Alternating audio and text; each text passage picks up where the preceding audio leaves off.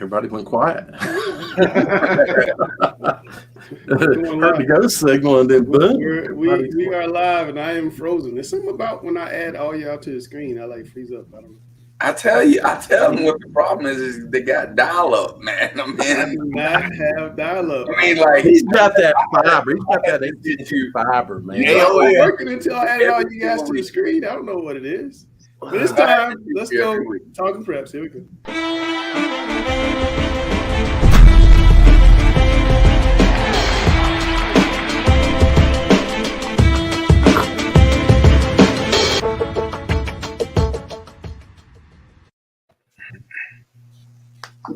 He gets so upset about the dial-up. There we go. You know, he got a little cord attached to his computer. All right, we're back with another episode of Talking Preps. Big news this week, guys. Well, not last week. Audrey Kell had a player carry a flag onto the field that a lot of people felt very offended by. And CMS did issue a response. Gonna play that on the screen. And Dale, just want to get your thoughts on what you thought about the whole situation. Well, first, when I saw the flag, as I was mentioning to you guys a little earlier, it always bothers me when I see an alteration of the U.S. flag. So that probably bothered me the most, but it points back to the same issue that we had with Butler and other times in the past. Administration has got to get involved. I don't think anything that happens in a school event should happen without it going through administration, so that this kind of stuff can be eliminated from being a problem. Right. Gary, Gary, your thoughts here?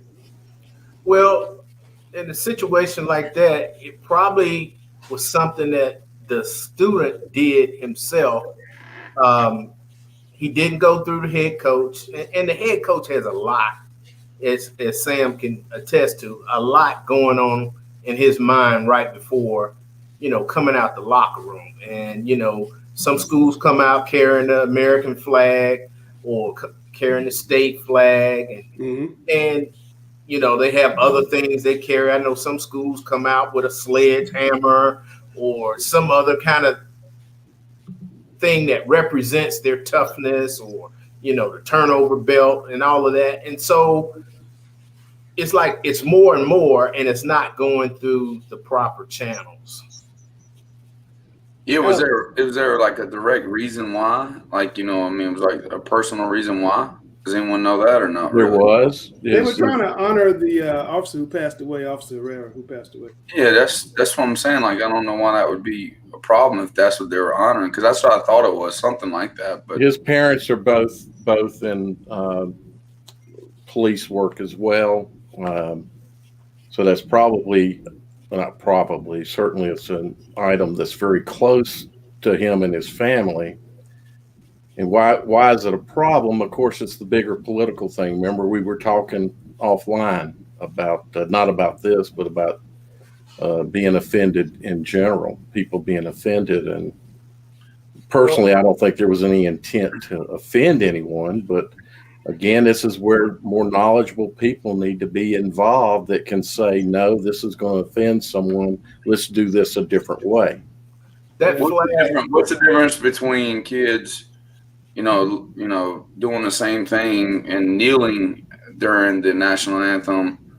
They're making their own, gesture, like freedom of speech type deal. You know what I'm saying? I don't know the flag thing. I don't want to get in trouble with it, but like, I get where they're coming from. If they really, really cared about that person that passed away and they want to honor him in some way, I don't got no problem with either one. That or people kneeling, you know what I'm saying? Like, it's all your personal preference, I guess, in that way. But the flag that they use is a violation of U.S. flag code, by the way. Yeah, and to some people, that flag that was being carried, it represents the views of people who believe in police reform.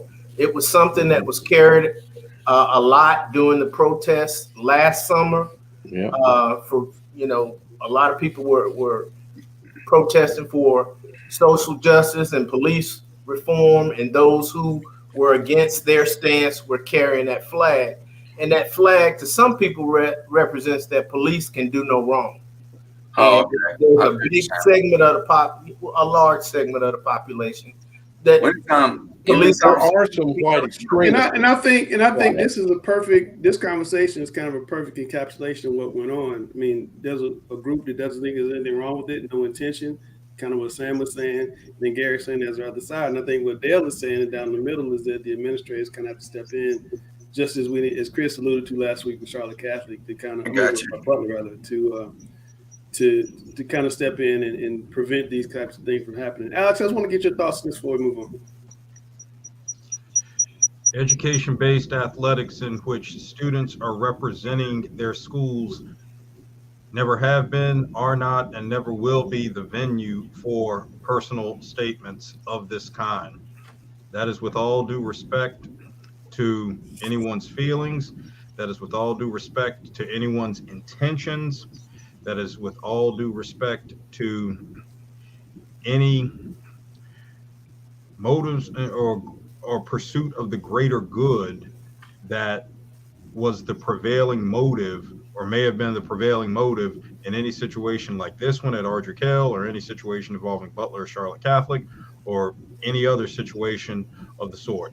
Education-based athletics never have been, are not, and never will be an appropriate venue to make such personal statements. All right, let's go to the rundown. Gary, you're up. Ben Simmons, is it mental health? Is it stage fright? Is it both? It's stage fright. Ben Simmons came back to the Sixers after holding out because they held up his money. He does not want to play for the Sixers. He got suspended for not participating in practice full speed. He's using mental health as a crutch. And don't hear me out. I think mental health is real, and athletes do have mental health issues sometimes, just like any other person might. But what he's afraid of is facing the Philly crowd. He had an awful playoff series last year. People feel like they cost them game 7 in their series, and he wants to be traded. And he can't get paid if he doesn't come to work. So if he comes to work but says he can't play because he has mental health issues, he will still get paid. It's fright. Okay. Dale, are you keeping Tom Brady's 600 touchdown ball, or are you giving it back for a $1,000 gift certificate at the team store? Well, I understand I'm different than other people, but it'd be great to have the ball. I'd want to talk to him. If he didn't want the ball, I'd keep it. If he wanted the ball, I'd give it to him. I don't need a $1,000 gift certificate. I don't need him to buy the ball back from me. That's his achievement, not mine. So, Sam, what would you do? That's well said. I mean, I would love just maybe some pictures. I wouldn't ask for anything in return. But if you watched Monday Night Football last night and you watched the Peyton and Eli channel, it's great. That's all I watch Monday Night Football now whenever they're on. And they had Tom Brady on, and they talked about this.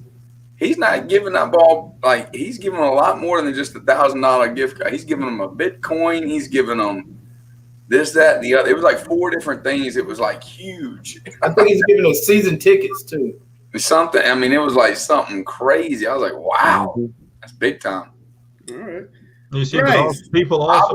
I personally wouldn't keep the ball because it has 6 involved in it. And guess what? Here we go. If it was 700, baby, though. Number six. Let me make one point here. Is one of the numbers. You don't want the 3 6s. I get the 3 6s, but 1 6. Let me make a point here. Go ahead, Alex. That there's a factor involved which is being overlooked by the general public, and that is that the holder of this ball is going to have to pay taxes on it.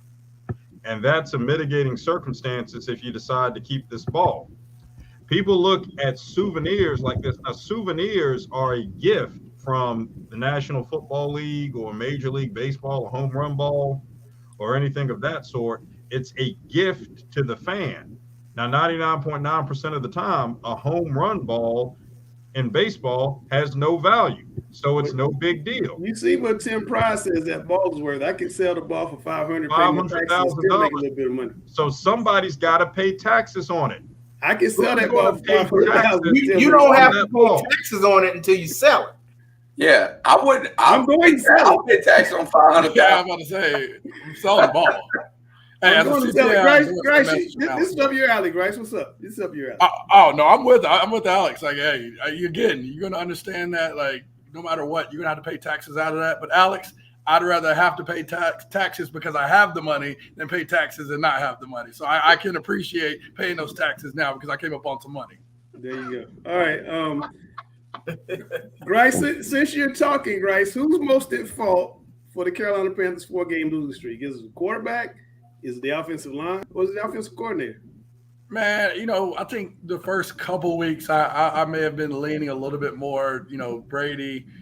Even with the success, you could kind of see they were struggling a little bit. But my goodness, Sam Darnold has been awful. Like, I mean, I'm using my Gary Richmond voice on that. He has been awful. Like, he has truly been bad. I mean, I think you have a great comparison, when you look at how Stafford plays and Sean McVay's offense and how Goff kind of has regressed back to what we all thought he was because of a good coordinator, because of a good play caller there. I think that even with, like say, for example, Teddy Bridgewater's limitations in the past, he wasn't a favorite, but he was consistent. And I think Brady helped him be a little bit better than he was, even looking at him now in Denver. With Darnold, I mean, you just can't fix awful. I mean, you just can't, man. I mean, you can scheme, you can draw it up. At least the Panthers were in the game until the fourth quarter with Bridgewater. That's what I'm saying. Yeah, they're not even close to winning by the fourth quarter now. I think I told Griner. What happens when 22 goes back? Was it 9 of 20 for 66 yards, Griner? I think it was. Like, yeah, 66 yards. Griner. I normally would say O-line play. I normally would say O-line play there, but yeah, I'm with you. The quarterback play has just been horrendous. And I think here's the thing. Whenever you don't have Christian McCaffrey, you lose your a couple of like stud players on defense, especially your first, your 8th pick overall draft pick, who was balling. And I mean, you think about all that stuff. I think there's something about the momentum shift. Like before, when they were winning games, it was hard to beat them. I mean, they beat the Saints and they beat the dog out of the Saints. I mean, they whooped the missing some guys though. Yeah, that's what I'm saying. They're missing some guys. So I'm gonna blame it on the injury bug, and then maybe we're smart enough to just tank now. Let's just tank. Maybe they can sign Tim Tebow. Tim Tebow would win some daggone game. Here we go. Alex, even though they lost last night, is the Charlotte Hornets early season success the real deal or is it fool's gold? Well, at least the Carolina Panthers quarterback play isn't the only thing that's been awful in Charlotte. And the fact that the Panthers lost a couple of defensive studs still puts them ahead of the Hornets because the Hornets haven't lost any defensive studs. They don't have any. We don't need to go to Washington, D.C. and all the craziness going on Capitol Hill to look for any political gerrymandering. I'm going to give you some gerrymandering right here. I'm going to gerrymander the Hornets' defensive statistics and point out that the Hornets are giving out 112.75 points per game without that overtime loss to the Celtics through their first 4 games. 112.75 points per game without those 18 points they gave up in overtime to the Celtics. All right. And we talk about a good team giving up 112.75 points per game and think they're legit. I got one thing to say. Get on D. Hey.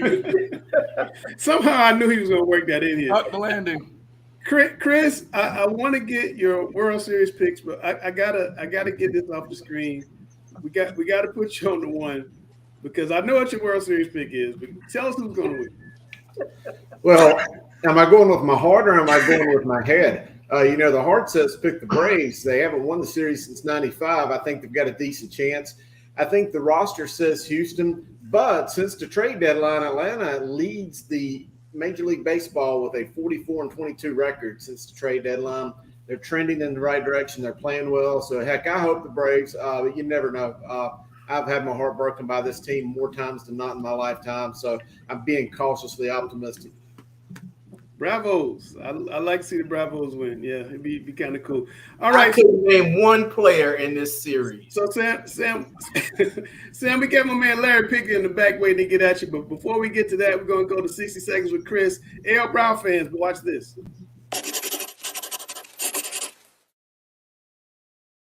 Hello, everybody. Again, this is Chris Hughes, the guru of high school football, here for Talking Preps NC, that is. And who can believe this is the final week of the high school football season for 2021? Man, I want to sit here before we get started and thank all the seniors who will be playing their final games this week or maybe in the upcoming weeks. You guys have dedicated a lot of your time, your lives since Pee Wee days, flag football days, up through youth, Pop Warner, so on. So I want to thank y'all for what y'all have given to the game of football. It's been my pleasure to cover you over the years. So I hope you guys have a great final game, final week of the season, and best of luck to you guys.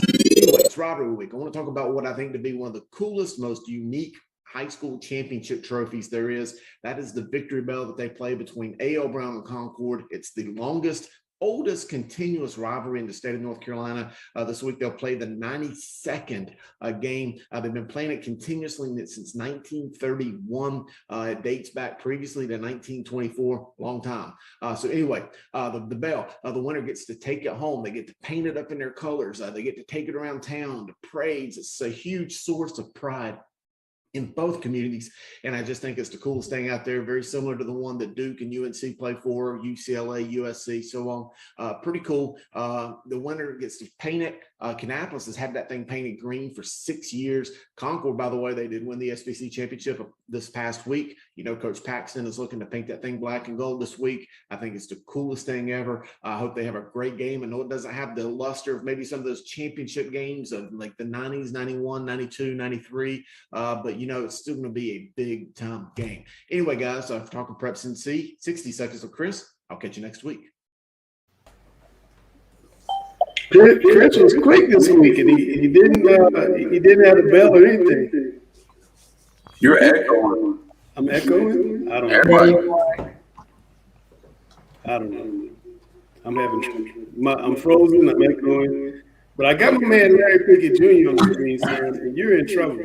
This man is balling. Larry, I look at your stats, man, blown away. Leading the team in catches, receiving, second in tackles, leading in interceptions. Tell me about your season so far, man. Yes, sir. Hey, how you guys doing? The season is going great. Just playing game by game, doing my thing. I'm getting better stats than I had last year, and season's going great. Yeah, tell us about your uncle and all your connections. My uncle and connections. My uncle has been training me since I was 11 with Who's your football. uncle? Tell everybody who your uncle is. Ike Taylor. My uncle is Ike Taylor. He played 12 years for the Pittsburgh Steelers, has 2 Super Bowl rings. And I've just been training with him since I was a kid and just getting pro tips from him that I've been able to use on the field in high school. And Sam, you see, he's already got that pro studio set up, Sam. I know, he's legit. I'm like, man, I'm on this show. You know what I'm saying? I'm like, man. All right, but before we get to the game, I gotta let you guys see his hype video. It's like one of the best hype videos. Yeah, let me see this hype video I keep hearing about. Let me see this. LJ. Larry Pickett Jr. Yeah, doing your thing, man. For real. I'm gonna check you out, man. Hey, LJ, what's up, my brother? Larry, man, I know your uncle Ike Taylor. He's been bragging about training you for years. I'm excited to watch your highlight. Continue to keep business booming. Boom.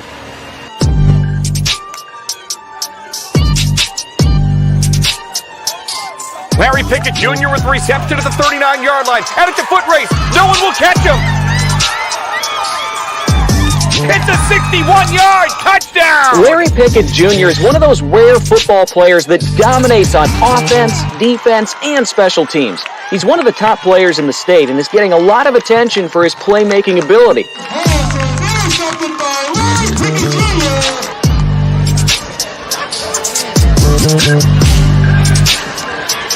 Larry Pickett Jr. with the catch. He has to outrun 4 defenders. And he is in the end zone for the touchdown. LJ.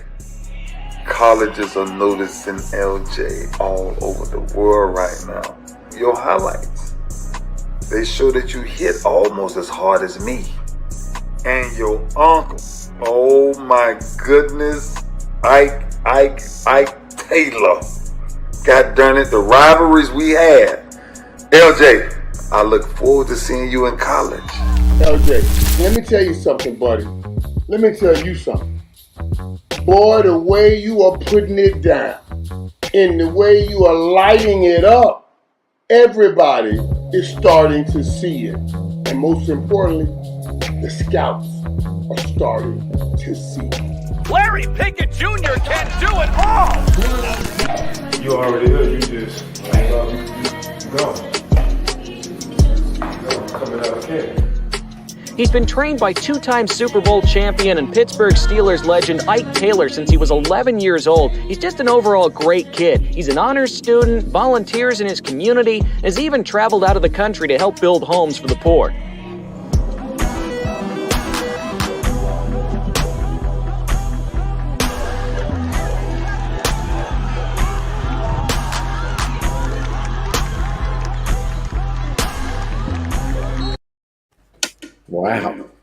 Wow. Pretty cool, right? All that highlight ain't going on in the game show, baby. I'm gonna tell you that right now. Yes, sir. You got it, baby. That's all I can say.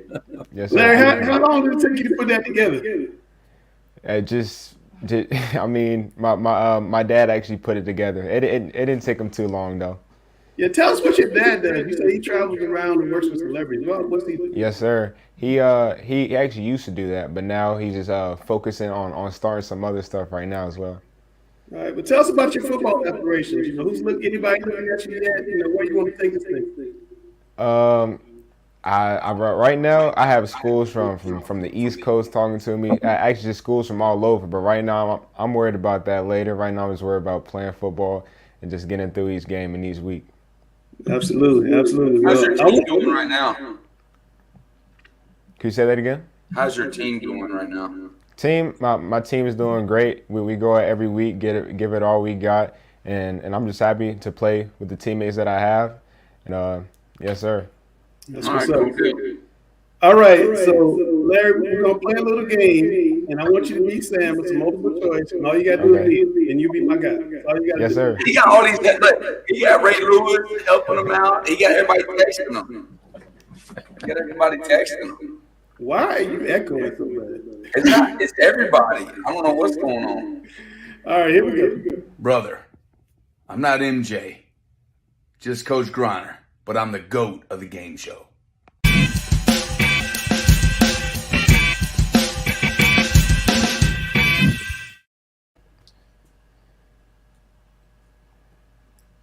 All right. Larry, you're up first, and Dale's got to read, and I got a familiar question for you, Larry. Okay.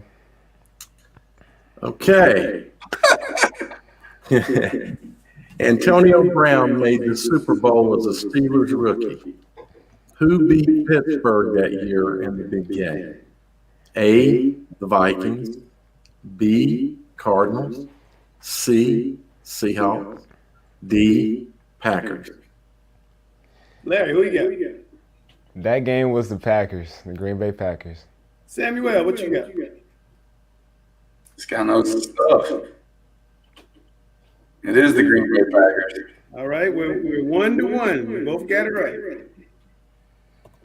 Sam, I thought maybe you would go different. Was he just so certain that he made you change your mind? No, I knew that. I knew the answer. You knew the answer. Mm-hmm. I knew that they beat the Cardinals. Okay. I thought I might trip you up on that one, but let's see if I can get you on this one. Chelsea, let's go. Miami upset number 18 NC State Saturday and got the first Power 5 win in 7 tries. Who was the last Power 5 Plains beat? A, UNC, B, Duke, C, NC State, D, Oklahoma State. Samuel.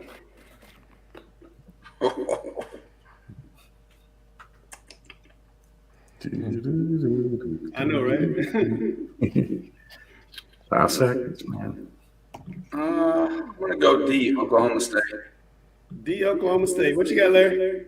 I'm going to go with A, UNC. The answer is B, Duke. Miami beat Duke 48-0 December 5th, 2020. I was going to say that. See, you should have stuck with your guns. You'd have been up. Man, And I need it's you. all I right. need you to beat this guy because he celebrates Good. badly when he wins. That was tough. All right, Sam. It's time for your favorite question. Dale, here we go. Okay. Halloween Kills is #1 movie in the country. Who plays Michael Myers? A. James Jude Courtney. B. Anthony Michael Hall. C. Robert England. D. Christopher Lee. Larry, what you got? I'm about to go with C. C. Robert England. Samuel, what you got? I don't have a clue. I know. What would Steve Harvey say? You get that. Yeah. I mean, I like what he did because that's the one I would kind of want to pick. But Come on, Sam. I'm gonna go A. I'm gonna go A. Seriously, that's your answer? Yeah, A. How in the world did you get that right? I thought I was gonna get you guys Robert England. Robert England played Freddy Krueger, and I thought because that name would be familiar. It took his daughter that long to get him the answer. Yeah, probably. Sam's cheating again. Most definitely. Sam is cheating again. Hey, Ray Lewis can't help him right now. Oh Lord. Oh wait a minute, I just messed up, guys. Give me 1 second. I messed up all my questions. I gotta find the right one. You gotta reshuffle some questions now. No, I'm not reshuffling. Larry, you doing all right? I'm straight. I'm good. Time to see one of those moves you've got. I gotta find the right one. I think this is it. I got too many of them loaded. The answer is A. No, that's the same question. I thought that messed up. I'm having trouble today. We're echoing. I'm having trouble. The answer is not A. I know.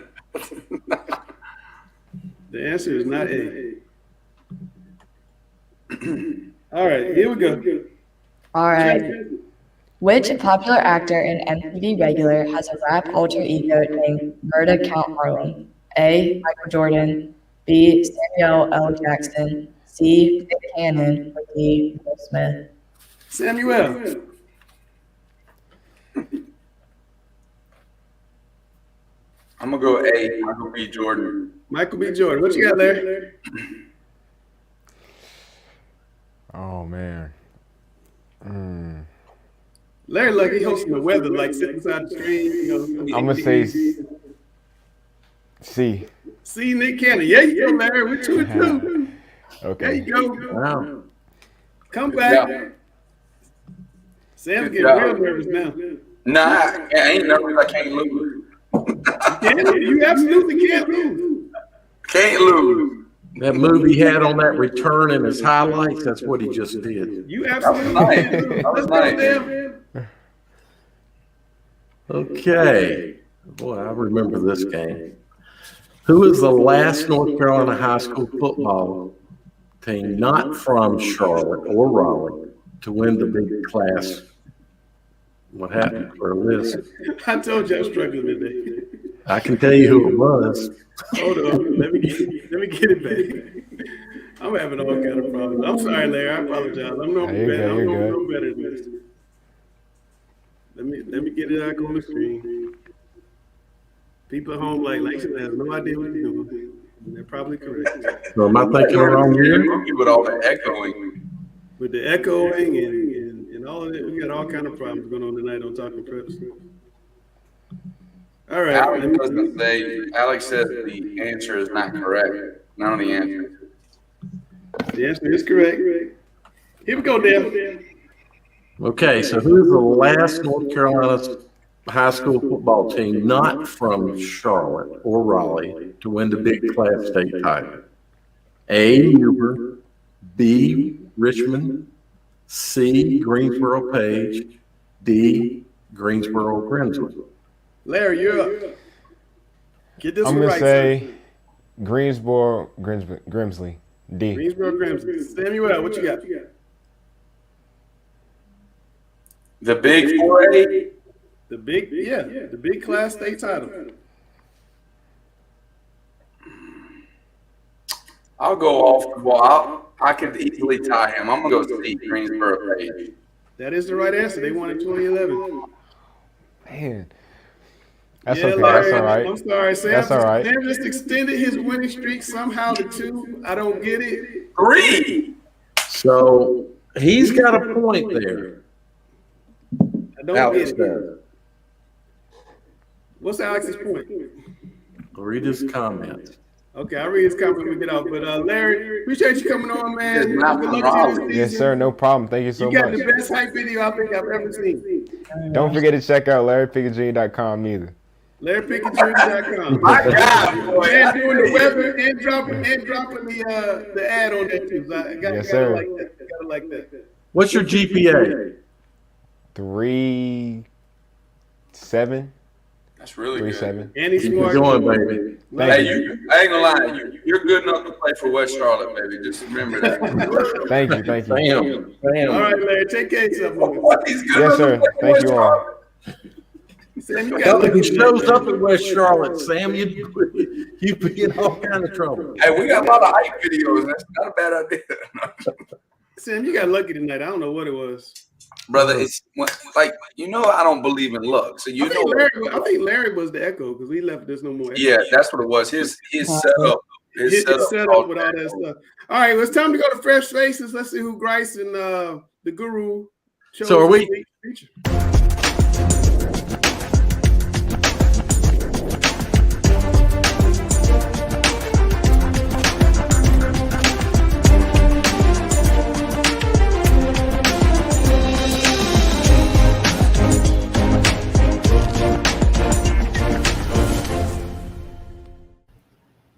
All right, Coach Grice, here we are, final week of the regular season. It seems like it was just yesterday. It was the hot, sweltering heat of August, and here today, last week of the season, some guys playing their final week of potentially of their high school career, but we're going to still highlight as many fresh faces as possible, and we'll continue this on through the playoffs.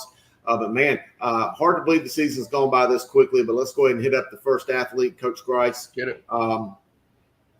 And right here we see Hickory High School, Josiah Edwards, running back, defensive back.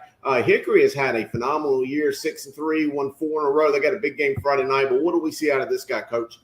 I mean, just versatility. I mean, I think you see anytime we get a guy that plays, running back in DB, you see a situation where, again, he can translate from defense to offense, gets that ball, and he's going to run through people. My goodness. I mean, just that intensity and that power that he has as a running back lets you know he's ready to make that play. He's here as a DB. We show the other side of that. He's able to come up and deliver a shot. I mean, Coach Glass must love, who he's got here and the fact that he can put them all over the field and make plays. I love that turf field there, by the way, but absolutely making those plays again. Hickory has won 4 in a row, got a huge game against Statesville Friday night. I'm sure we'll see him balling out. But let's go ahead and take a look at this next guy on our list here for Fresh Faces. We're going to go all the way up to Raleigh. Talk about a team that had a huge win Friday night, defeated Leesville Road 17-14. But Sanderson High School, Zion Myers has helped his team get in position for their second league title ever. Talk about a big-time performance. Oh, my goodness. And, I mean, again, as you mentioned, these aren't small teams that he's having to face. Just took down Leesville Road, has a big matchup against Gibbons. So when you're seeing guys run inside, everybody looks at this and kind of wants to go away. These are hard yards against quality opponents here. So definitely a good guy. I mean, you talk about 600 yards, 9 touchdowns this year. He is a guy that they're going to be counted on. And I know Gibbons and that defensive coordinator that our co-host talks so much about, he's going to be circling his name. He's going to make sure that any plays he gets, he's got to stop him or it's going to be a long day for Cardinal Gibbons. Absolutely. All right, let's come back here to the Queen City. It's a team that last week I said just absolutely would not go away. They continue to show that this week. In fact, they're going to have I think they might even have something for Myers Park. But Olympic High School, Elliott Narnay had 6 sacks for a tough Trojan team. I think tough's an understatement, by the way.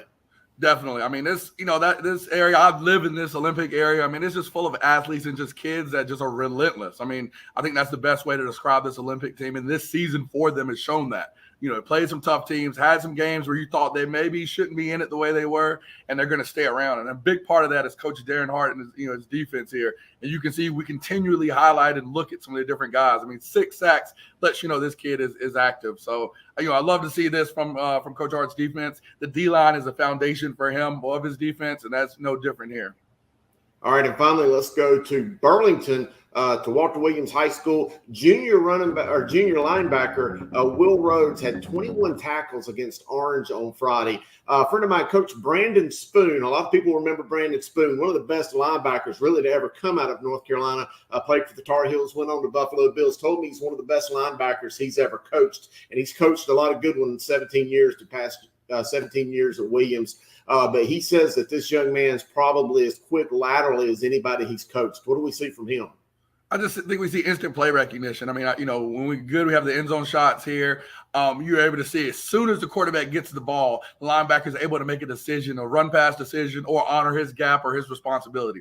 Sometimes you'll see with more rookie linebackers just being hesitant to make those decisions or hesitant to get in their pass drops or run fits. He just seems that the minute the ball snapped, he knows exactly what he's supposed to do, knows where his keys are, and he's going now to make a play, and sometimes with bad intentions. So, I like to see that from this kid. I like the versatility. He's not showing you he's just an in-the-box guy. He'll run his butt down on kickoff and tackle you too. So, great to see that again. We're seeing a lot of these lateral plays where he's going from his spot, making a tackle sometimes at the top of the numbers, maybe even at the bottom of the numbers on the football field. So great to see this. I agree. I mean, he's one of the best linebackers we've seen. Guru, I'm always, blessed that you get to show me some of these great football players around the state.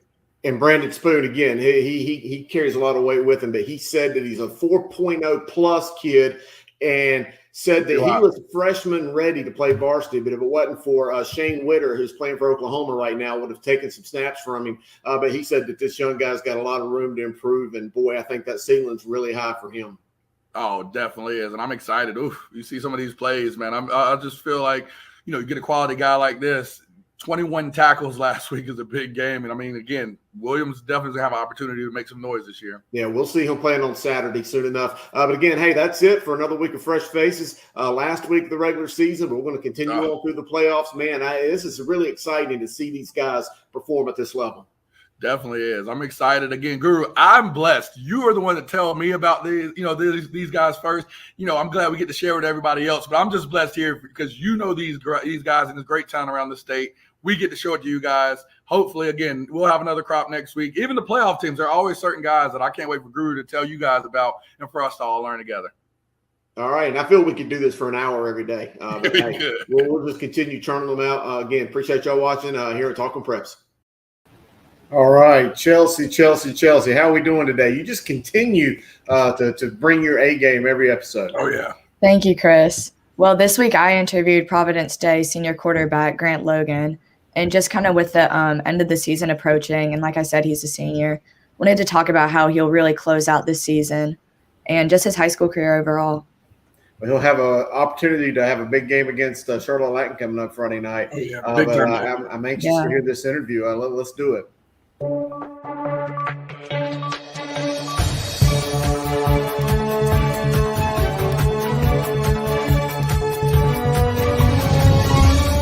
This week, I'm interviewing senior quarterback from Providence Day High School, Grant Logan. So, Grant, with the season, the regular season kind of closing out, just kind of discuss how the season went overall, your reflection on it, some of your wins, successes, things around that. Yes. We started out slow. We had a couple games against Carver and Weddington. We started off slow.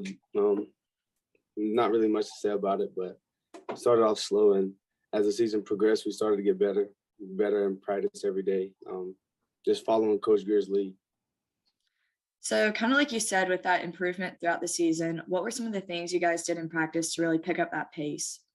I feel like in the first part of the season, we was kind of overconfident, and we started to humble ourselves more and started to take practice serious and started to just take everything serious. So what game for you guys was really kind of one that served significant to you guys? This past week, the game against Raven Gap. We was the underdog. We went into the game knowing we was the underdog. We practiced hard all week. We had a great game plan on Raven Gap. we had played their own game. We beat them at their own game, and yeah. I like that. And kind of discuss your personal performance during that game. I ran for 117 yards, I think, off of 17 carries, and I think I had 230 yards passing.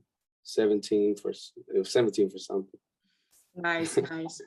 So for Providence State football in your program, kind of discuss what makes you guys like so successful and kind of the culture within that school. Mm-hmm. When Coach Greer came, he made it clear that the whole program was a family from middle school all the way up to varsity. It was just a family program. We were all together. I like that. And so, Grant, you're a senior, so kind of discuss being both a quarterback and again an upperclassman. How have you taken on a leadership role throughout this season? Just giving the team my all every day in practice, coming into practice hard every day. Just putting them on my back and taking them where they want to go. I like that. And kind of discussing just like putting in that practice, this being your senior year and kind of before that throughout this summer, what were some of the things you did to really perfect your game? Just practicing every day, staying after with Coach Greer, late at nights, watching film. Yeah, that's really it. Nice. So senior year at varsity, what's one thing you've really seen in yourself, when kind of like reflecting on your game that you've, witnessed yourself develop the most in? I would say being confident. At the beginning of the season, I would say I wasn't very confident. And now I'm starting to get more confident in myself. Nice. And so you guys have one more regular season game against Charlotte-Mecklenburg. What's the mindset for the game and what's y'all's expectation? We're expecting to go in and just beat them. Practice hard every day this week. We have a great game plan that Coach Greer is mixing up. And just playing our game. Nice. And so I know you recently got an offer from UNC Greensboro. Kind of discuss your recruiting process and what's your expectation for college? Yes, I have UNCG right now. I have a couple interests, VMI, Virginia Tech.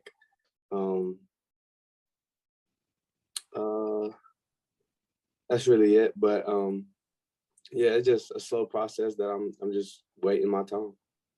And so when you finally do choose, what school, what's something that would really make a school home for you? What are some of those qualities?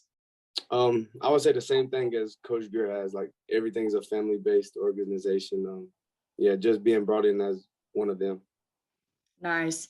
Well, Grant, best of luck your final game and congrats on your whole senior year. Thank you so much for hopping on. Thank you.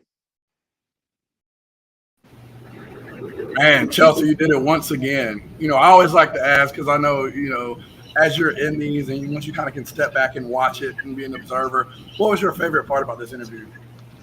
Probably the recruiting questions. Before the interviews, I usually send in like a general question list. And, right before the interview, I was scrolling through his Twitter and I saw that UNC Greensboro offer. And I thought it'd be something really interesting to add. And I think he answered that really well, for it being unexpected.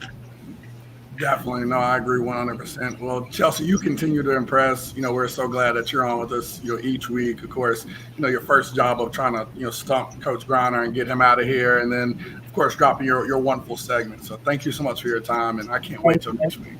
Catch you guys next week. Excellent. Take care. All right. That was another great segment of Chelsea's World. Now let's see the updated list this week for Mr. Football.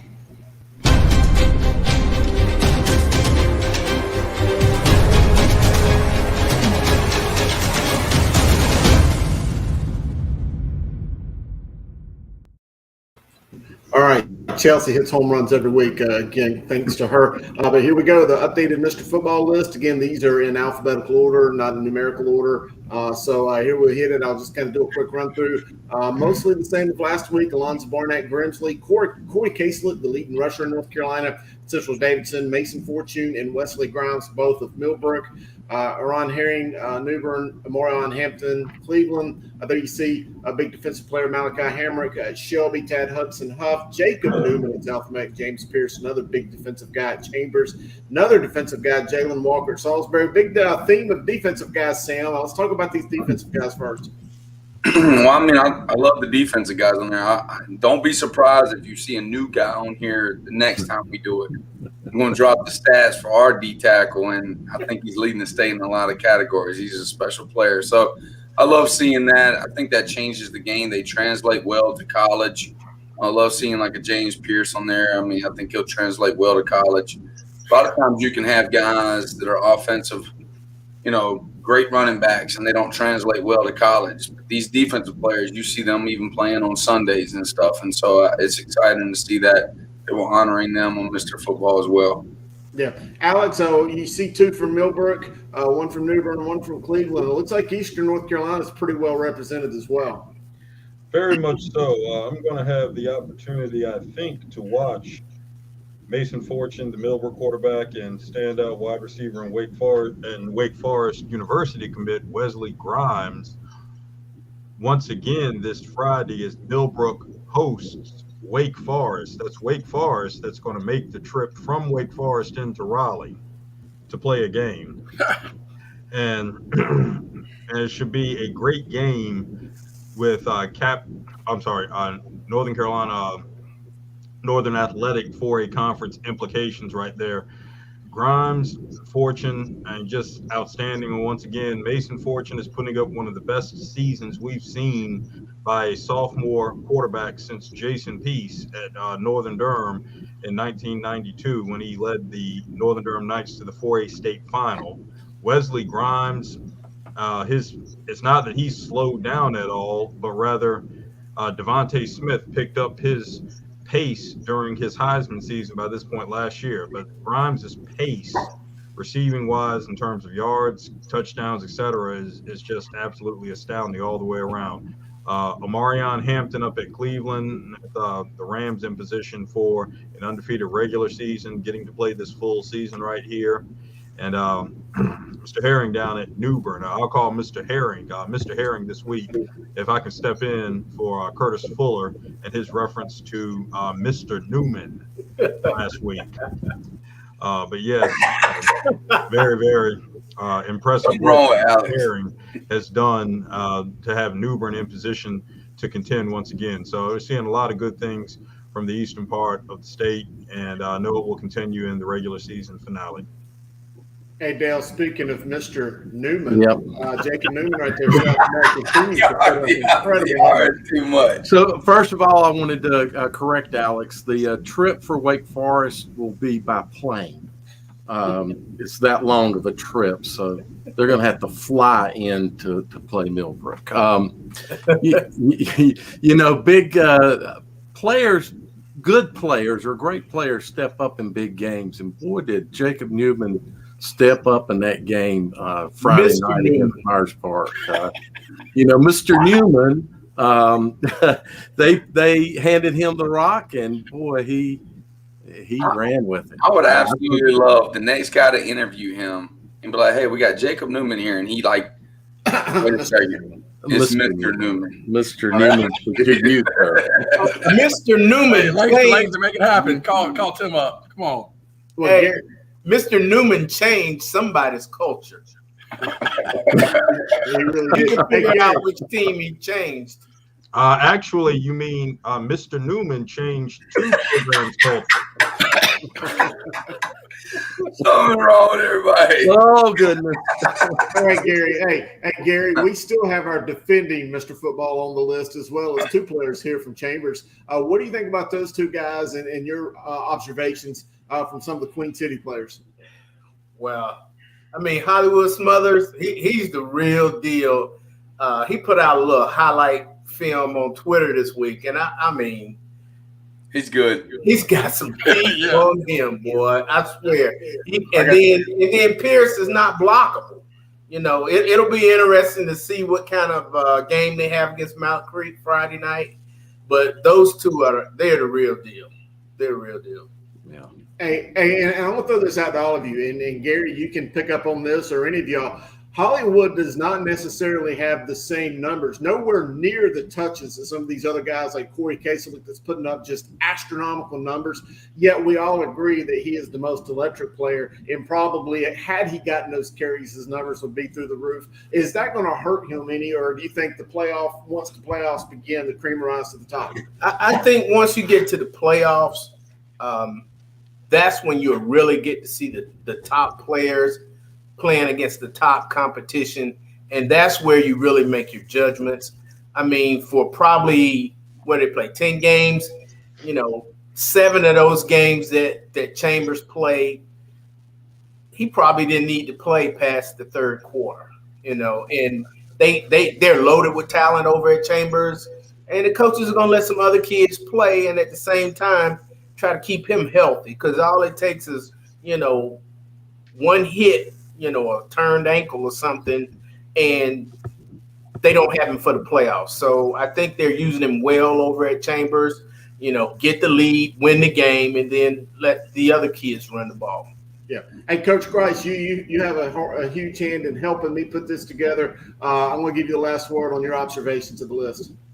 Yeah, I think, as we get to the end of the regular season, you're starting to see guys with big games and getting that opportunity, here versus, as we get to the playoffs to show what they can do. I mean, you look at Alonzo Barnett, Grimsey with a huge game coming up here against Northern Guilford. He's going to have to play all 4 quarters in that game. I can guarantee you that. And if he's going to rise up in this Mr. Football watch list or reach the top, he's going to need a superb game there, as he will within 2 or 3 playoff games if they're trying to repeat their championship run from the spring.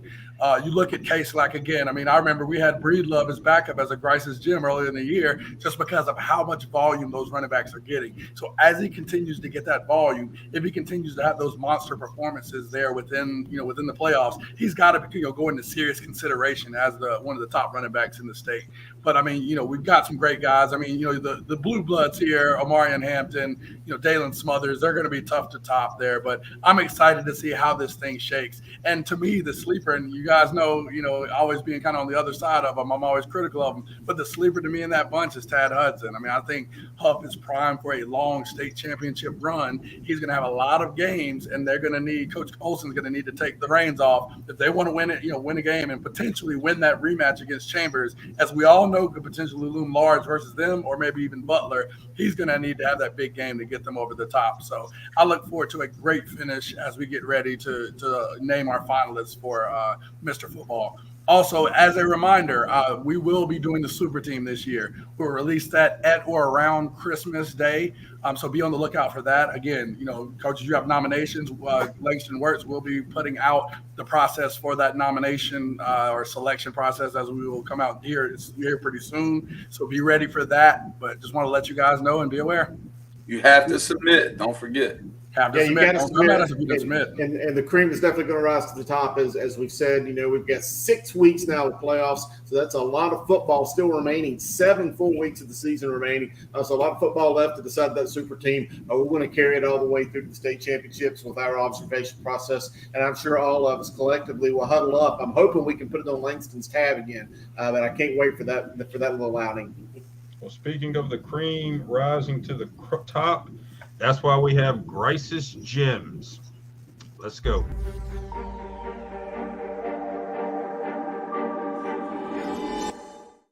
All right, Grice, here we are, the final week of the high school football regular season. From here on out, it's playoffs, but it's not going to stop us from doing some fresh faces. So let's do it again, Coach. Oh, I'm ready. I mean, again, it's that time of year. My voice is raspy. I feel like, I'm just struggling here, but, glad to be on, glad to close out this regular season right. Well, absolutely. I feel like the regular season's kind of been the preseason. We're getting ready for the real season, the playoffs. But we're not going to say that to those that are unfortunately ending their season. They've had an incredible season, and shout out to all the seniors and those who might be playing their last week of football this week. Definitely. It's always an emotional for them. Let's go ahead and look at this week's Grices Gems. So we got a lot of phone calls and a lot of guys out there balling this week. So here we are, Lucas Cachillo, West Henderson High School, just south of Asheville, Western North Carolina, completed 40 of 55 passes, 405 yards, 5 touchdowns, and a huge 40-34 victory over Franklin. Coach, what do we see out of this big guy?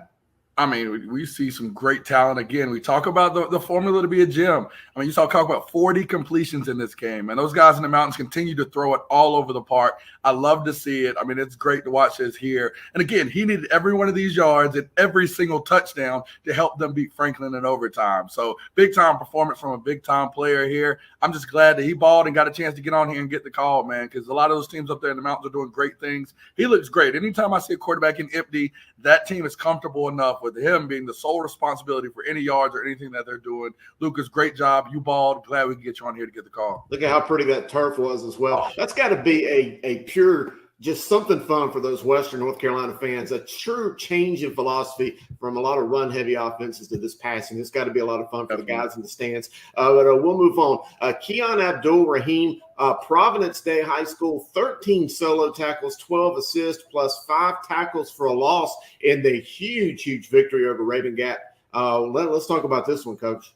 Oh, my goodness. I mean, he's a guy just a stat monster. I mean, he's going to be all over the field. You know, a defensive player you got to account for, fast and extremely quick to that ball. And when he gets there, he's letting you know he's there with some bad intentions. So glad we can highlight him. Again, that's a big win for Providence Day. I mean, everybody knows that Raven Gap's a tough team and aggressive and a big team. So if you're playing defense out there, you got to stop them, and hope your offense can score on this big-time team. So he didn't just do this in some regular game. That was against the team that many people had picked. And Guru, I think if you were, leaning in the private school, arena, you would talk about them being a potential title favorite there. So big time game against a big time opponent. Absolutely, Coach. And on the side note, how many coaches are going to be lining up to get on Talking Preps Overtime? Chad Greer comes on, knocks off a national power. Hey, you can come on too, coaches. But anyway, let's move on to the next list. This is one of the biggest. In fact, I think it's the biggest rushing performance ever in the state of North Carolina. Cardinal Gibbons High School running back Donovan Shepard ran for a state record 539 yards. I didn't repeat myself. 539 Friday night. What do we see here? I mean, just the ultimate baller. And I mean, I had friends, on all my social media talking about this that aren't even, coaching or around football like that anymore, wondering what's going on. Big from the 336, people talking about, of course, him breaking TJ Logan's record. But I told him, I was like, Shepard's been doing it all year. I mean, he's been successful against tough competition. I mean, everybody out there, he's played Myers Park, Chambers. I mean, they played Leesville Rhodes. They played some top competition. You give him a team that's not ready or not going to come out fresh and ready to go, he's going to make some big things happen. Glad we could have him on. And when you break a state record, you are definitely getting the call on here. So I'm glad that he had a great night and was able to do it, in such a big way. And I love the film angle we have right there at the end zone. It really allows you to see his vision and following those blocks and hitting those open holes. Incredible performance, Mr. Shepard. Congratulations. Hey, let's go out to Eastern North Carolina. I love it when we can go to the eastern part of the state and highlight some of the young men out there. Jaden Tyson had 387 yards against Farmville Central, Green Central High School senior. What an incredible little performance he had. Oh, we talk about it all the time, and I see, I saw that they call him a little juice box. I see why. You have to get a handle on him to make sure you're able to tackle. But while he may be little, again, 32 carries is not little there. Again, you saw 387, 3 touchdowns. He might be small, but he is somebody tough to handle. I mean, looks like a mini Darren Sproles out there with that speed and power combo, because if you don't come correct, he's going to leave you in the ground. I was just about to say the same Sproul ideal as well, because you see him right there. I mean, he kind of gets lost in between those big guys, but boy, he has that extra gear to turn it on. Big time performance right there. Congratulations to him and Green Central. They're having a good year. And finally here with the Grices Gems, Holly Springs High School quarterback Brock Wills scored 8 touchdowns against Apex. This was an offensive explosion in this game. I mean, you just see this right here. Again, the balance. I mean, threw for 4, rushed for 4. Man, I don't know what's going on in the water out there this past weekend near Raleigh, but I mean, there were a lot of big performances in a 30-mile kind of radius there, Coach. I mean, this is something major here. Again, you see he's got the speed where you're playing around, he's gonna throw that ball and get it to a guy to get him out of here. So you got to give big ups to his receivers. I mean, anytime you throw for 4 touchdowns and 300 yards, those guys are doing some great stuff. But I love the balance from a guy. Again, like you have the defensive end crash in that zone read. This quarterback's telling you receivers, go block. I'm about to go get 80 yards here. And that looks like what he did. But, I mean, a great performance, a wonderfully balanced performance, 8 touchdowns. You got to get the call there. All right. Well, hey, we did it again. Final week of the regular season this week. A lot of big games, some undefeated matchups going head to head. We're going to see some gems, I'm sure, this week. So give us a call. Hit us up at hashtag Grices Gems. Give Coach Grice, myself, Langston a call. We'll get you highlighted. As we say, at Guru Chris Hughes, at Langston Works Jr., at Coach Jay Grice. Let us know, especially this Friday. It's some of y'all senior night. Seniors, you better go out there and ball. Get one final call. Oh. Let's go to the corner.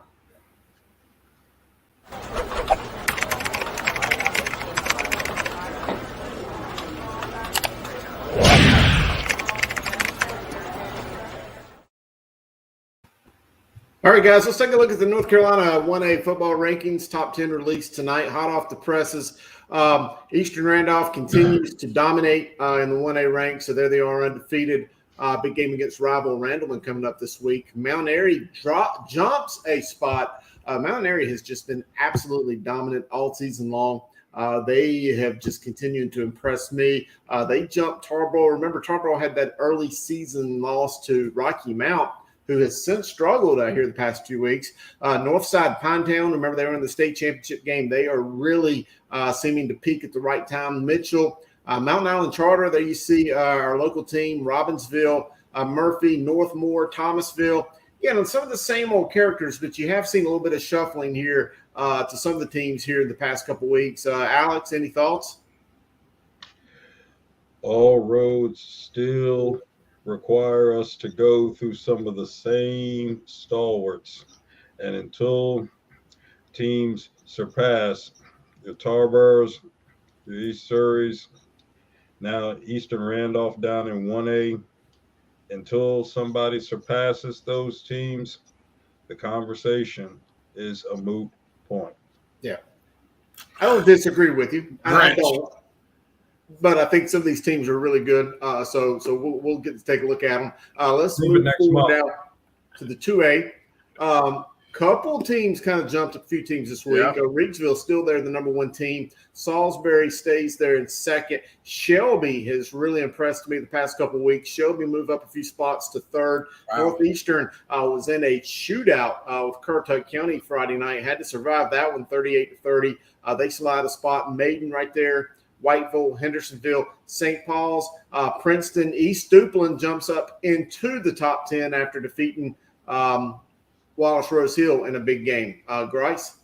I mean, this, we talk about 4A Fight Club, I call it. 2A might not be as deep, but this top five is as competitive as in any division we have here in the state. I mean, you look at what Maiden's been able to do this year. I think they had to win over Christ School earlier this year. It's tough. Reedsville, is great. Salisbury, Shelby, and Northeastern. We've talked about them all year. And, I mean, I can't wait for this 2A bracket. And outside of my own, personal feelings of the 4A bracket and being a part of that, this 2A bracket is going to be the most exciting. But Grice, you say it may not be as deep, but let's take a look at a few of the teams that's just right on the outside looking in. Wallace Rose Hill, they obviously fell out. Burn, 7-2. Yeah. East Surrey, undefeated. Chase, 6-1. Or 8-1. Monroe, 6-1. John Holmes, 6-1. Bunker Hill, 8-1. There's a lot of really good teams right there on the cusp that's just waiting for their chance to get in.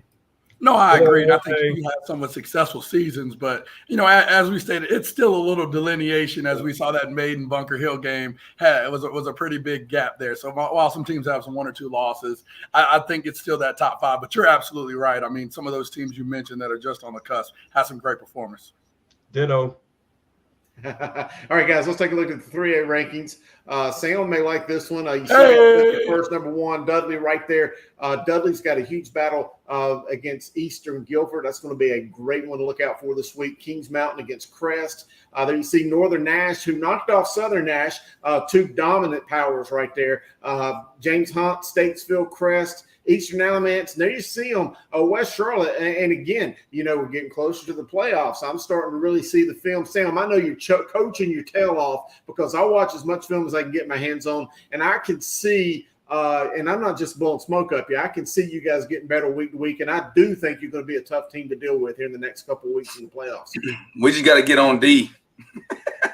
Hey, and I'll shout out here, especially, Griner, those guys playing Chambers not too long ago. I mean, that game was 28-20 in the third quarter Those guys were trailing them by 8 points. I mean, watching that game, I mean, those guys made some plays on offense and even on defense. While they may have given up quite a few points, I mean, the aggressiveness and really, positive plays that the defense had were just almost as much as that Chambers defense as well. So seeing that, I feel like even from when we played West Charlotte, Griner and his whole staff has been over there coaching their behinds off. And I know North Mech's a little worried this week as they got to go face those guys. And I'm excited to see what Griner can do. Thanks, brother. Yeah, I think that there is a better than average chance that here in about 7 weeks we'll be interviewing Coach Griner in that white suit up there at the press conference. Because I do think that while you have taken I got a gold one if it gets that. While you have taken your bump in this, the Fight Club conference. You don't talk about the Queen City, I guess it is now. I don't want to poo-poo any other team in the 3A, but I have a hard time thinking that a lot of these teams have seen the gauntlet you've gone through this year, and I do think that that'll pay dividends for your program. But again, you've got to take it 1 week at a time. I know you know that, and you'll coach them the right way. It's just the depth thing. Like the games are so long, you're going against, the Mallard Creeks of the world, the Huffs of the world, the Chambers of the world. Like games go long, and I'm not a running team like I used to be in the past. Of them games go about 30 minutes longer each time, and I just want to make sure we get there healthy, and we got a shot. We'll see. Yep. All right, guys, let's take a look here at the 4A. I'm sure Langston's going to pop it up for us, and there you see them right there. Huff, number 1, Chambers 2, Cleveland, Grimsley, New Bern, Northern Guilford. Grimsley and Northern Guilford matchup this week. Huge game. Richmond right there. East Forsyth, Cardinal Gibbons, Glenn. East beat Glenn in overtime, but I was so impressed with what I've seen out of this Glenn team, even in defeat. They went from 11th to 10th. That's a really solid football team. Both of those are really good teams. I'll open up to the floor. Where's how far down the list is South Mech? Because I think they're cracking the top 10. South Mech this week will come out tomorrow morning, and I'll give you the answer. Number 12. Okay, thought they were close. Coach Evans, goodness, what he's done this year. I remember checking that score after our game, looking around like, my goodness, like what a capstone win for his program there, and a great feather in their cap as they look to now show you guys how they are in this 4A group. But what a fight club! This is going to be something amazing. Looking at Grimsley versus Northern Guilford here, wow. Like that's going to be a battle for me. Top 3 teams there. I don't think have changed. What have they changed at all this season, Guru? They've somewhat jumbled up a little bit in the numbering, but for the most part, I think that they've almost stayed the same. But here's one thing to think about, guys. And you just talked about the job that Evans has done at South Mech. You talk about the job that Robert Curtin has done at Pinecrest and a few of the other ones. But we've got to think about a coach for this super team too. Yeah, no, the choices there. It's so many great, it's so many great like people that that you could think of. Like I said, what Griner's been able to do, Coach Joe Evans. I'm forgetting people. Coach McKee, even at North Mech. I think he's one under the radar. It's done well. In our conference. I'm forgetting people that have had great years. And I think you've got about 10 or 12 coaches we could have on that list. So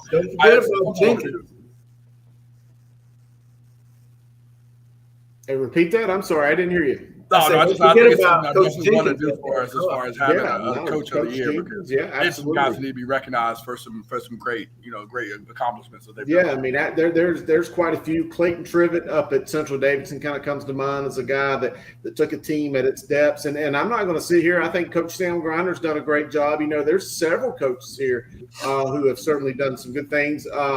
Even Coach Fuller at Myers Park taking over a new program. But we certainly have our hands full and trying to come up with the right one. Well, Coach Bray over at Audrey Kell, don't forget them because they might be your conference champion. Yeah, I agree. So, I also want to remind everyone that if we want to talk about I'm just curious, Dale, you think Audrey Kell could beat Chambers or Huff? I want to answer. That's the whole problem. If you had to bet the house on it, are you taking Audrey Kell over either one? I'm just ask. If I had to bet the house, I'd bet if I was forced to bet the house, I'd bet on the Chambers. but I would not count Ardrikell out. Or no one's counting them out. I just wanted your opinion of. It's hard, man, because the teams they play, there's not a lot of commonality to be able to draw lines between. And who would have thought Ardrikell, Olympic, Myers Park, and South Meck would literally be, neck and neck with each other on the field? Got you. What I'm interested in scenario, South Meck wins the conference. Do what? What's the scenario? For South Meck to win the conference, realistically, because both South and Ardrikell will win. They're playing Harding and Barrier their games, so they need Myers Park. They need Myers Park to beat Olympic and then win the draw. Because Ardrikell's got the one up on them. They're both one loss, and if Myers Park loses to Olympic, then Ardrikell is most likely unless they fall to. I think they're the ones that plays Berry and South plays Harding. I can't remember, but so they'll have to have a meeting Friday night after the game to. Yep. Right.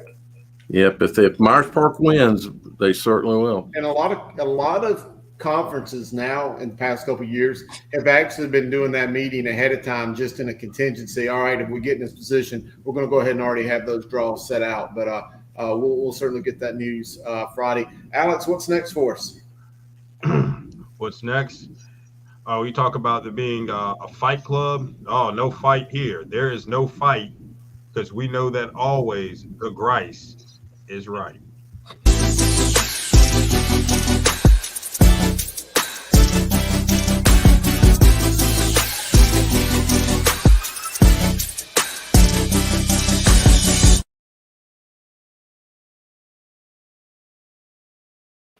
All right, guys, we need to get a better picture of you to show off that smile. That little remix at the end, though. You see the little remix? Did y'all get a little remix aspect? I know I do need to get I've got a picture too. I need to send links to, but that was a cool picture of an era that hopefully we'll never have to revisit. Absolutely. All right, guys, we got some big games to talk about. This is not only the last week of the regular season, got some big time rivalry games. Just got a lot of huge games to talk about. I kind of mentioned it earlier in the rankings discussion. Grimsley at Northern Guilford. That is 2 9-0 teams going head to head. Look there in the Raleigh area, Wake Forest at Millbrook. What do we think about that one? Well, this game will be played in Raleigh, 2201 Spring Forest Road, Raleigh, North Carolina. A lot of history to this game. Wake Forest and Millbrook, both coached previously by Earl Smith. And it was Earl Smith who paved the way for Reggie Lucas and the tremendous run that he's had at Wake Forest. So a lot of connections here. Great opportunity all the way around. This is a game, if Millbrook wants to make a statement that it's in position to return to the types of days and teams that it had in the late 80s and early 90s during Earl Smith's heyday, then this is a game that Millbrook has to win. It's an opportunity to make a statement and win a conference championship and be in position for a very favorable playoff seeding, hosting a playoff game. But this is that kind of a statement game that Millbrook needs to show that it's back in that echelon of competition. This is a statement opportunity for Mason Fortune, who's played well all season long, but to do so at this level, I mean, it's got the makings of everything special. Last night of the regular season, conference championship on the line, opportunity for a signature win over this level of a program, and go in to the playoffs strong and know you get to host a game. I mean, the opportunity is there for Millbrook. Can they seize it? Quickly, while I have you, Alex, let's just look at one other game in the Raleigh area. Also in Raleigh, Sanderson and Cardinal Gibbons. Can Sanderson knock off the Crusaders? It's going to be a most formidable challenge for Sanderson to do that.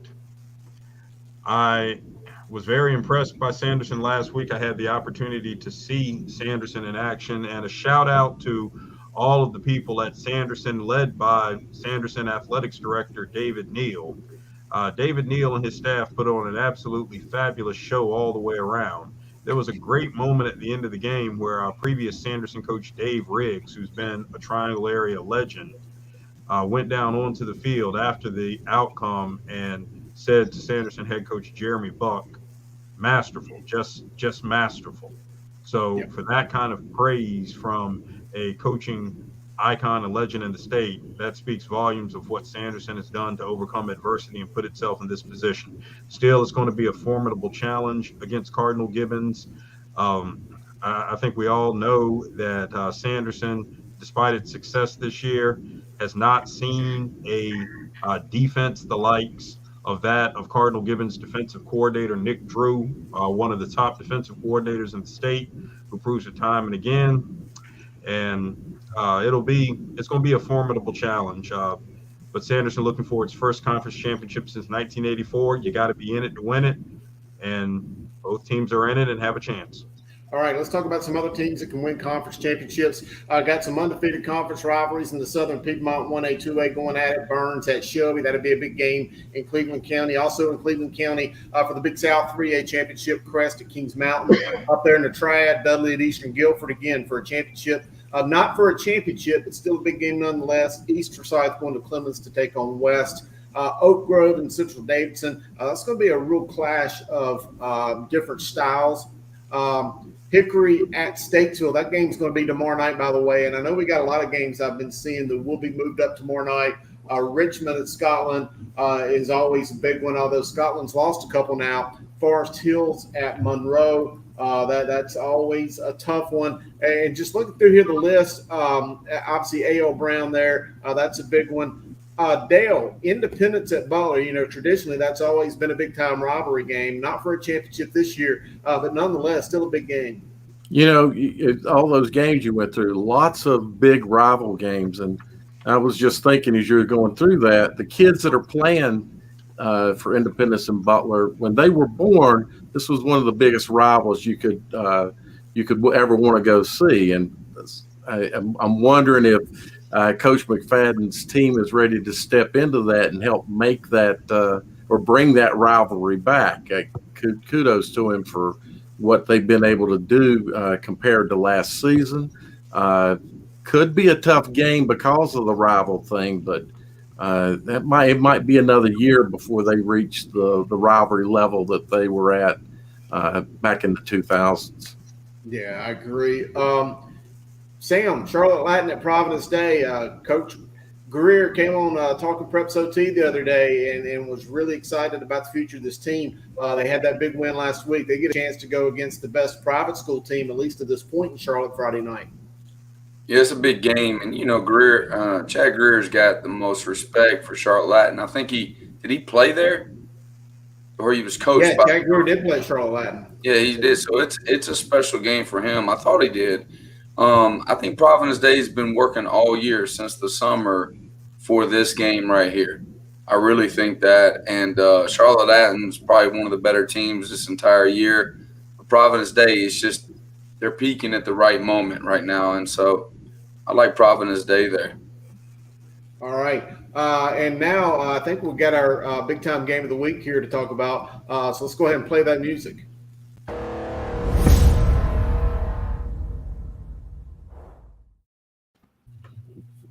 All right, Grice, and maybe even Gary as well. I'm going to throw it to you first, Grice. So we've got the big game of the week with Weddington and Marvin Ridge. Let's get the keys to it.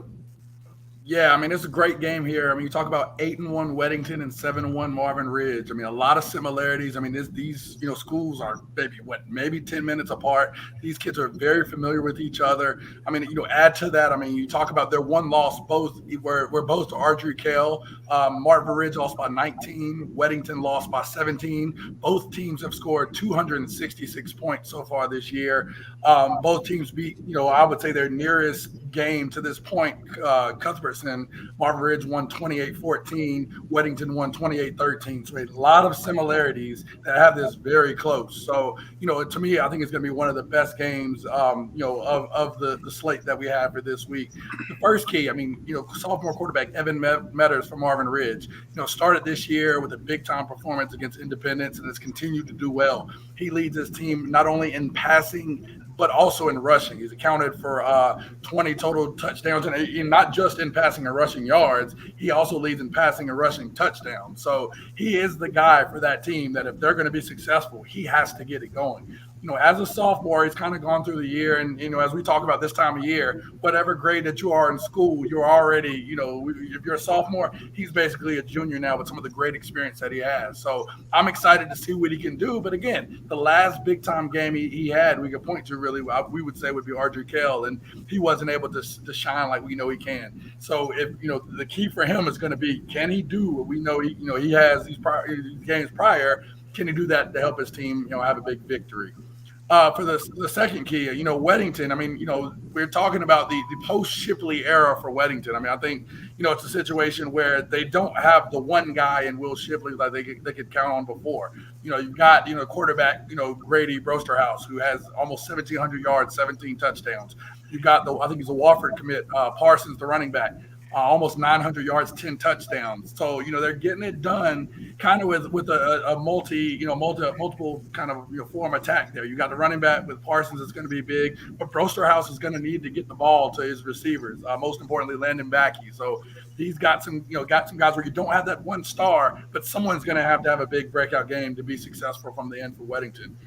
And for Marvin Ridge, again, this battle, it's key. You talk about these kids play on the same 7-on-7 teams. They shop at the same grocery stores. These people live, very close to each other. This means something. And in the games with Marvin Ridge and Weddington, when Weddington has won, it's not been close. So Marvin Ridge has to start fast. They last won in 2017, 27-24. So if they're going to get, active in this game, if they're going to win, they got to go out here early on, show that they can do what needs to be done. So I'm looking forward to a great game here. I think that, with both of these teams, they've been pretty even, I feel like, most of the year. But Marvin Ridge is going to need to start fast early and let everybody know that they're just as good and they're ready to take over in Union County. I think home field advantage is important this game as well for Marvin Ridge. I think that if the crowd can get rowdy, it can play into their factor. It's very tough to beat, Weddington. Weddington is just, they're very sound. They beat Providence Day. They beat a lot of good teams. There are two other intangibles I think you have to look at too. Can Marvin Ridge control their emotions? Being at home, being a rivalry. Sometimes you can get too high and make mistakes. And so you want your kids to be excited, but at the same time, you want them to be able to block out the noise of the crowd and the rivalry and just play football like you practice it. The other key, I think, is going to be the weather. It's supposed to be a little bit colder Friday than we've had so far this year, and it's supposed to be wet. So turnovers will be a big part of this game too. I agree. Home field advantages are important, and obviously playoffs is going to determine a conference championship, as is most all these games I've just mentioned a few minutes ago, will produce conference championships. That in turn will go into the selection process, which will take place Saturday from the NCHSAA. Alex, you're extremely familiar with the process. Can you give us kind of the Cliff Notes version of what this process looks like and what we can expect on Saturday? Yes, absolutely. Yes, I can. If I could use a Rick Rude line for a minute, if everybody up here could just keep the noise down for a little bit, and okay, but no, very simply, okay. Yes, this is a little different, but the first thing everyone needs to remember is win your conference. That's step one. Win your conference. That leads to everything else. So even though we're in a situation now where you have predetermined East and West regions, where certain conferences are going to go in certain regions, and they're going to be seeded, the East, everyone who's predetermined to go in the East in any classification will be seeded relative to just those schools in the East. everyone determined in the West will be seeded relative to the West. So win your conference first. You need that RPI formula, which we see on the screen right here. You see the formula. We're talking your own winning percentage, your opponent's winning percentage, your opponent's winning percentage, and you see how the math works right there with the multipliers. That's all added together. So you need a good RPI, but you go back to what I said, all the conference champions from the conferences predetermined in the East in any classification will be seeded first according to RPI. So if there's 7 conferences in the East in any classification, those 7 conference champions are going to be seeded first. So once again, win your conference. Then you go and seed everybody else according to RPI. So, question, we won our conference as a 3A team in our conference. Yes. So we're the number 1 seed out of our conference, correct? Yes. All right, but let me throw the caveat in there. That's a great question, Sam. Okay, in a split conference like West Charlotte is like the absolute mega conference West Charlotte is in, certainly the best conference in the state. I think we all can agree on that. If a team wins its division, so West Charlotte wins the 3A, first off, you have to finish first, second, or third overall in the conference and have a winning percentage 500 or better to get that 3A number 1 in your case. So it doesn't just come down to if you have 3 teams in the So 3A. if we win, we tie for third. So that's fine. So there you go. And what will your overall record be? 6-3. Well, there you go. So West Charlotte meets the criteria right there. That's a great question, Sam. I appreciate it. I wanted to understand it. That's why I knew you could do that for me. All right, guys. Well, hey, let's take a look at the current RPI standing so we can see where everybody stands. And we'll start right here with the 2A West, the 2A East, and the 1A. And a lot of it is very similar to the rankings we went over. Not completely. You've got some similarities and some that are just way off the mark. But again, a lot of that goes back to the 3 different formulas that go in for the RPI, the mathematical equation. And if we don't have any questions with the 1A and 2A, let's move on forward to the 3A and 4A, because I'm sure a lot of people really want to see that one as well.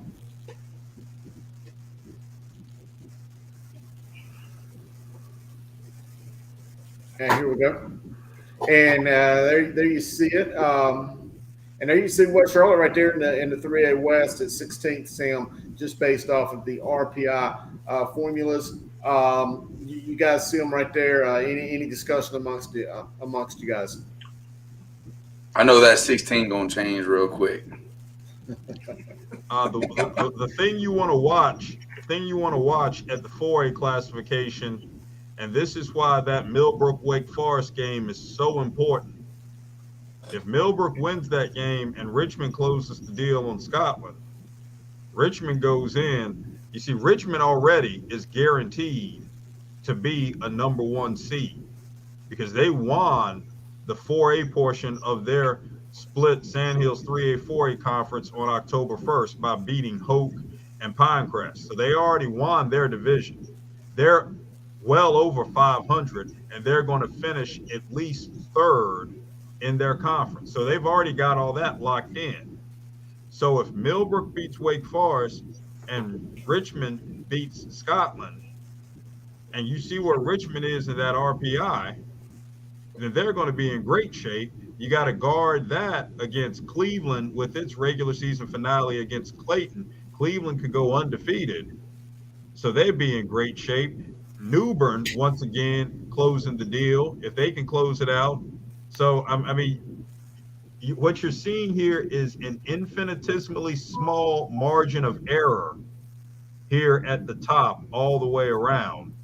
So, you talk about that 4A Fight Club, the infinitesimally small margin of error all these teams have we could know a whole lot about what's going to happen in December by this Saturday.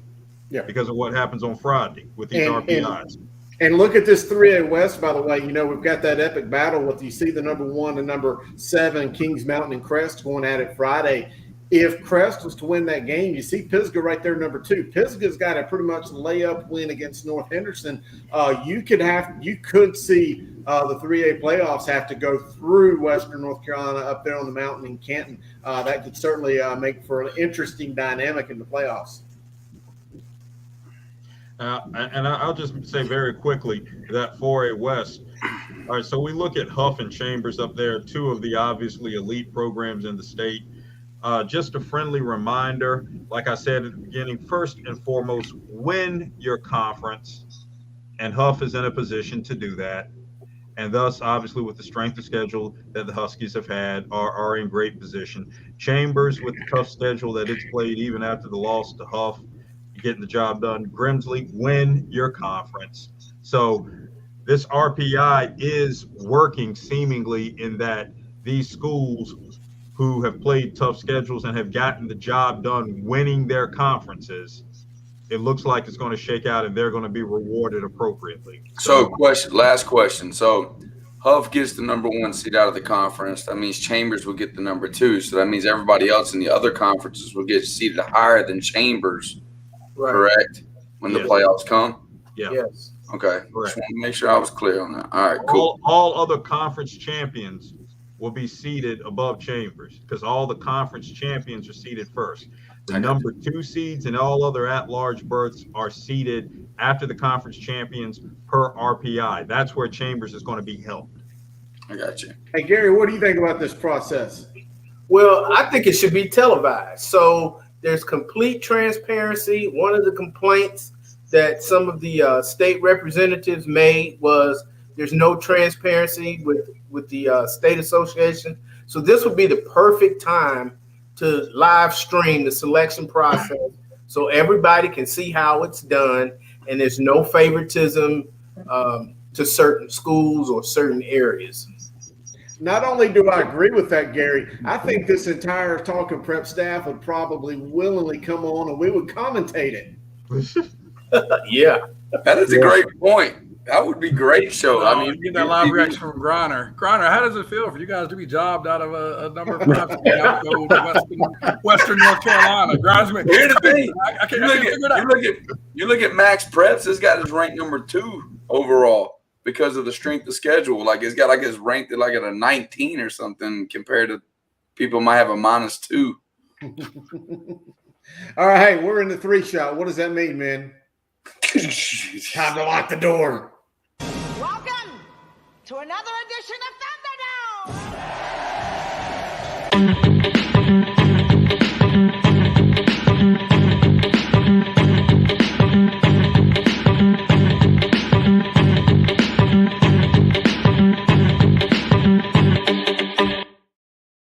Man, this is always my favorite segment of the show. I wish we did it first, but man, save the best for last. Coach Griner, I know that you're going to defer, so we're going to go ahead and take this opening kickoff and send it right down the field to Coach Grice. All right, this is a big question right out of the gate. Should Sam Howell come back to UNC next season or go pro? He needs to come back. I think, the struggles that they've had aren't completely on him, but it's a situation in which, he's going to be hurt by it unfairly. And I think he needs to come back to show, hey, that the time before, this year wasn't an aberration. It wasn't something that was an accident or because of other players. No, I still am that great quarterback that we all know. I mean, even with all the struggles, he still has one of the highest numbers as far as rushing yards for a quarterback. So even with the struggles, he's still showing those flashes of greatness. He needs to come back for another year and get that opportunity to show those guys that he's still the guy that we know is one of the greatest. Definitely not come back next year. And I'll tell you why. You got another guy named Drake Daggone May, and there's a chance you might not even play over him. I think he's a very good player. Stop it. And he's really good. Listen, he's the best talented guy I've ever seen come out of North Carolina. I've said that before. Stop it. Talent, ability. Now, hear me out. Sam Howell showed another, we already saw what he could do the first 2 years with talent around him, okay? All right. now we saw what he can do with not much talent, and he's still strapping it on his back and carrying the ball and leading the team in rushing or whatever the case may be. And it's showing a different part of his game. Like, I can do this too. And I think he'll go in the top 2 rounds. And the rules are, if you can go in the top 2 rounds, you go. And I think he can be a second-round guy. And the quarterback class this year is weak, so they're still going to look at him.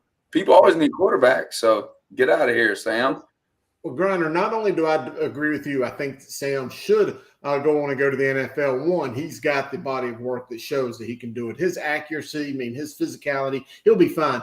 But here's the main reason, and something to think about. You mentioned Drake May, but if Sam stayed, and yes, he would be tremendous, and it would certainly help Carolina next year. But think of how much that would upset the apple cart in the recruiting, because Mac has recruited exceptionally well. But all of a sudden, you keep Sam and kind of take that trend of who they've recruited and put them, hey, transfer portal, here I come. So I think that it would really upset the apple cart if he stayed. I have to agree with you guys. But anyway, Coach Griner, it's your question now. So let's go on to number 2. Do-over. Who do you like to take if you're the Panthers' number 1 pick now? Fields, Jones, or the O-lineman Slater? Neither. I like the pick that they did. I think it was a great pick, even though he's hurt right now. If you had to take me to the, like I had to pick one of these 2, it would be Slater. I think Fields or Jones, like they're both, got different qualities to them, but I want Deshaun Watson. And I want to build the defense around. Like, I'm trying to win a Super Bowl. I don't want to just be like an okay team. I want to go the whole way, and you got to build the defense, and I think they did that. Just got injury bugs right now. J.C. Horn is a real deal. And Diggs could have been even better. Who knows? Yeah, that's the tough one because I'm a huge fan of J.C. Horn. Huge fan. But in the interest of this question, to me, it's Fields. I think that what he's shown, despite an offensive coordinator or a head coach that to me is playing defense against his talents and not setting him up appropriately, we are seeing flashes of why this guy was taken where he was. Put him with a guy like a Joe Brady who can highlight, his ability to get the ball out of his hands, help him to make good decisions. If he can make, Sam Darnold look good in flashes, and we all know what his limitations are, imagine what he could do with a guy like Fields. Heck, even Jones. But I've told some other guys, I like watching the Patriots. I've got the ticket. I like watching the Patriots because Jones has the highest freaking completion percentage of any quarterback out there right now. And Josh McDaniels is literally emptying the kitchen sink every single game against everybody and showing this guy, hey, whatever I'm going to ask you to do, I'm going to be the greatest at that. It may be limited, but I bet you I'm going to execute it. So it's great to have an offensive coordinator that can help an offense, put up points, and they're going to do that through that quarterback position. Get the ball out of his hand quickly. We'll make it work with OL. All right, final question here, coach versus coach. Coach Grice, I'm going to stay with you. Christian McCaffrey has missed 17 of the last 23 games, plus he's going to miss the next 2 on the IR. Is it time to renegotiate his contract or maybe even trade him altogether? I think you renegotiate his contract. I think we know that he's a quality back. We know that he's one of the best, best backs when healthy around here. But I think it's a situation where you make his contract pretty, performance based. Put some, some incentives, put some, structure in his contract to where if he's able to play and produce like we know he can, he gets that money. But if he's on the IR or he's hurt, he doesn't get paid like someone who's doing those things or gets paid like the guy he was when he was healthy. It's a shame, too, because, we know what he can do, and he's a high-volume guy that's going to be successful. So I wouldn't want to see him in any colors other than the Panthers colors, but I think you can do that by restructuring his contract. Yeah, we know he's different. He's a difference maker. When we have him, we win games. When we don't have him, we lose games. So his worth is great. Now, if you said it's time to trade him to get Deshaun Watson, I would consider that. Now, what I would like to do is redo his contract. That was the way I would like to do it. And just tell him, say, look, it's all based upon how many games you play. You just renegotiate. You get bonuses based on the games you play because he's going to be effective when you get there. So, redo the contract. But if they say we'll take McCaffrey and 2 second-round picks, trade. Let's go. All right, guys. Well, there it is. Another week of Coach versus Coach. Bring the whole crowd back in. Hey, the boss is back. Man, that was interesting, Sam, about Deshaun Watson. Ben Roethlisberger, 12 years ago, has similar, not as many, but similar charges to what Deshaun Watson has. Settled out of court, went on to have a great career. Could Deshaun Watson, in your opinion, Sam, come to a new team, fix his legal issues, and become a guy who's a star player, and people kind of put that in the rearview mirror as they did with Ben Roethlisberger? 100%, because I think Deshaun Watson, character-wise, is way better than Big Ben. You go back to where he came from, and the whole situation was like work done, got his mom a house, the whole deal. He grew up very tough, and I like his character. And then when he went to Clemson, he was like a spitting image of Dabo Swinney. He's a Christian guy. I mean, we all make mistakes. I don't know if he really did anything, or he's just, I don't know if someone's trying to get money out of him. I think the problem is there's just so many cases. But Gary, you're nodding your head as well. What do you think? I'm with Sam. I think it's a money grab. If it was a crime, he would have already been arrested. Mm-hmm. Okay. Exactly. And if those women thought he committed a crime, you go to the police first, not to the lawyers. So that tells me it's a money grab. 100%. Bad look. I don't. It's a bad look. I've only talked to Mr. Tepper a couple times, but I do know he wants to win badly, and I think they made a misstep with the guy they have, and getting Deshaun Watson would definitely. DJ Moore been all pro with Deshaun Watson. Why doesn't he just tell the owner, since he's the richest owner in the NFL, right? Go tell Houston's owner or whatever and be like, hey, look. You gonna get everybody in trouble with tampering. Go get hey, I'm just giving Deshaun Watson.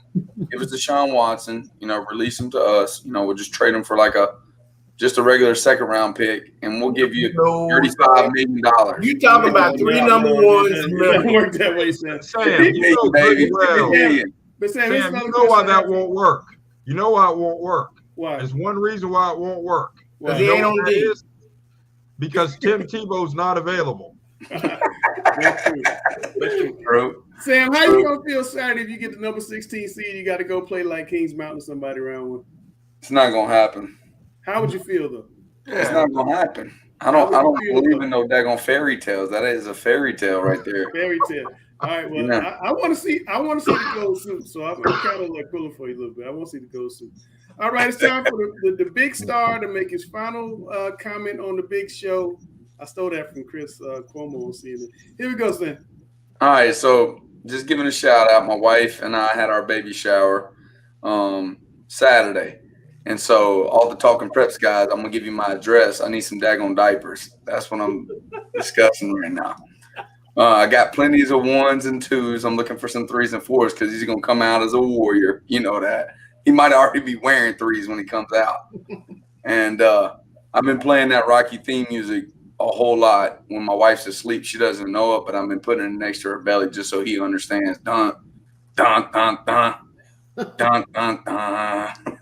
So needs a little help, Charlotte Observer.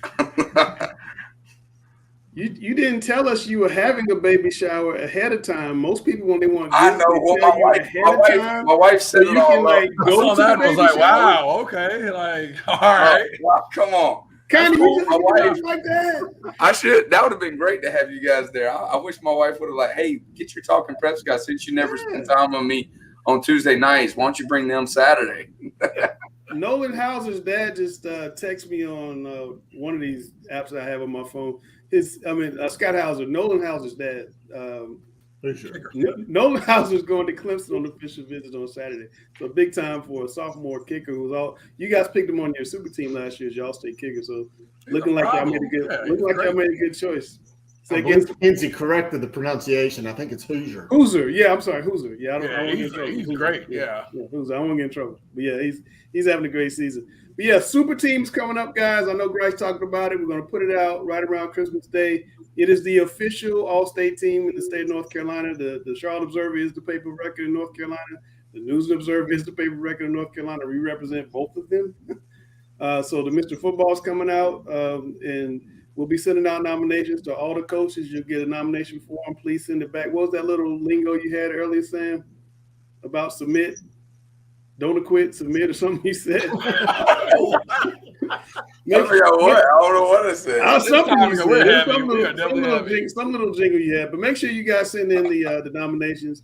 And, you know, Alex, thanks for the great explanation on NCHSA playoffs. I hope everybody takes a look at that. If you didn't, make sure you check it out on the replay. It was one of probably the best explanations I've heard. I've heard a lot of them. Saturday, the parents come out. You guys have a great time. I'm off to Notre Dame to see my older son this weekend. So we'll see you guys next week. I'm Langston. That's Coach Grice, the assistant coach at Malik Creek. I don't want to say the position. I get it wrong. Chris Hughes, the #1 voice of high school football in North Carolina. Sam Griner, my favorite football coach in the white suit. Gary Richmond. The CM, Gary, you got to give us the stories, the tales from Wakanda. We got to get exactly. Check Gary out on Facebook to read his stories about being a substitute teacher. Wakanda. Just so funny. Dale Ross, the great Dale Ross from Carolina Varsity, and Alex Bass, the contrarian, the smartest one in the room. Glad to have you on the show. We are Talking Preps. We'll catch you next week. Yeah, Gary, you're giving me some of the best